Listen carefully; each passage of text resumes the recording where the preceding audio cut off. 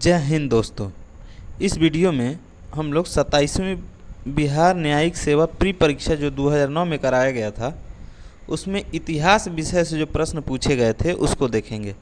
तो चलिए शुरू करते हैं और देखते हैं पहला प्रश्न क्या पूछा गया था। तो पहला प्रश्न प्राचीन भारतीय इतिहास से था।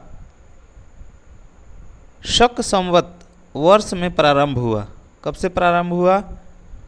78 ईस्वी से। ऑप्शन नंबर 4 सही हो जाएगा। अगला प्रश्न है,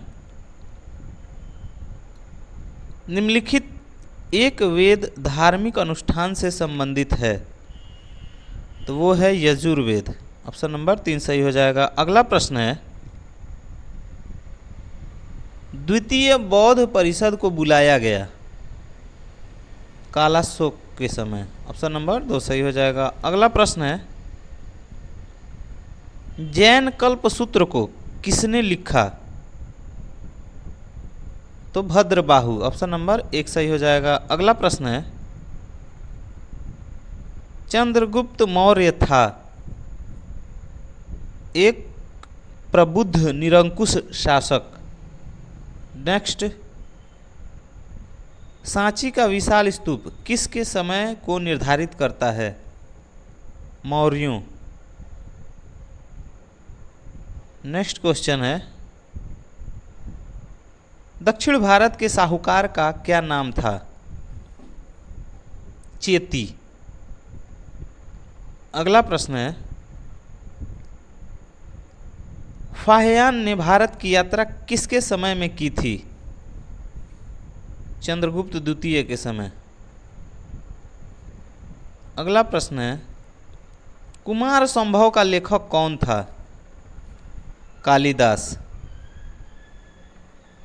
अगला प्रश्न है, भारत में सोने के सिक्के किन प्रथम शासकों द्वारा जारी किए गए थे?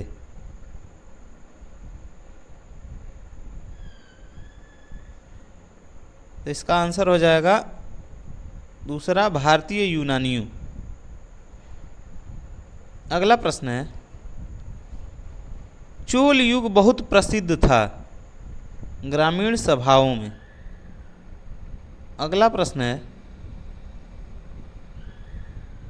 परमार वंश को स्थापित किया उपेंद्र ने। नेक्स्ट प्रश्न मध्यकालीन भारत इतिहास से है, अपने सद्गुणों के बावजूद रजिया सफल नहीं हुई क्योंकि अपने कट्टर धार्मिक विश्वास के लिए।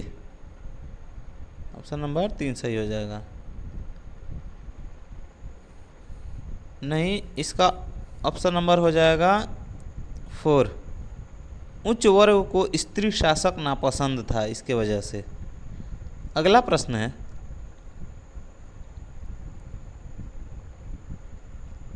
पद्मिनी घटना किस सुल्तान से जुड़ी है? अलाउद्दीन खिलजी। अगला प्रश्न है, उर्दू एक नई भाषा के रूप में विकसित की गई थी। तो उर्दू एक नई भाषा के रूप में विकसित की गई थी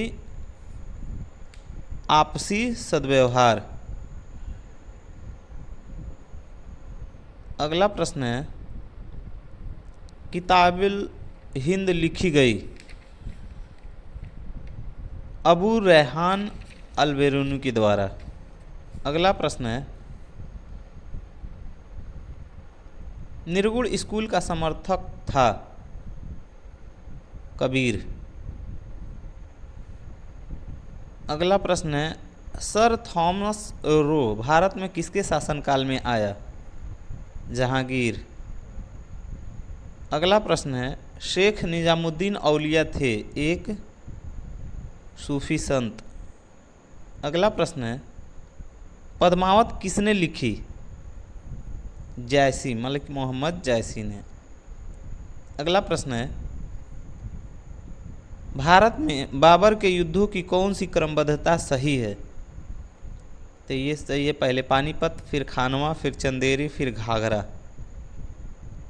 अगला प्रश्न है, 1582 में अकबर ने दीन इलाही लागू किया था। इस्लामिक सिद्धांत, व्यवहार संहिता, इस्लाम द्वारा प्रभावित, हिंदू कानून। इसमें से कोई नहीं, उपयुक्त में से कोई नहीं था। अगला प्रश्न है, एक फौजदार प्रभारी होता था, एक सरकार। अगला प्रश्न आधुनिक भारत इतिहास से है। ब्रिटिश काल में कृषक वर्ग को किसने प्रताड़ित किया? सरकार ने। अगला प्रश्न है, भारतीयों का कौन सा वर्ग पाश्चात्य संस्कृति से प्रभावित था? हिंदू कुलीन तंत्र। अगला प्रश्न है, यंग बंगाल आंदोलन को प्रभावित किया? Henry Vivian Derozio. अगला प्रश्न है, 1886 में कांग्रेस के कलकत्ता अधिवेशन के अध्यक्ष कौन थे? दादा भाई नौरोजी। अगला प्रश्न है, इंडिया विंग्स फ्रीडम किसने लिखी? मौलाना अबुल कलाम आज़ाद। अगला प्रश्न है, 1905 में सर्वेंट ऑफ इंडिया सोसाइटी की स्थापना किसने की थी? गोपाल कृष्ण गोखले। अगला प्रश्न है, स्टैनफोर्ड क्रिप्स एक सदस्य था लेबर पार्टी का। नेक्स्ट क्वेश्चन, भारत छोड़ो आंदोलन की नायिका किसे कहा गया? अरुणा आसफ अली को। अगला प्रश्न है, बंगाली जो कलकत्ता का एक प्रसिद्ध समाचार पत्र था, किसने प्रारंभ किया था? सुरेंद्र नाथ बनर्जी ने। अगला प्रश्न है, गुरुकुल कांगड़ी विश्वविद्यालय किसने प्रारंभ किया था?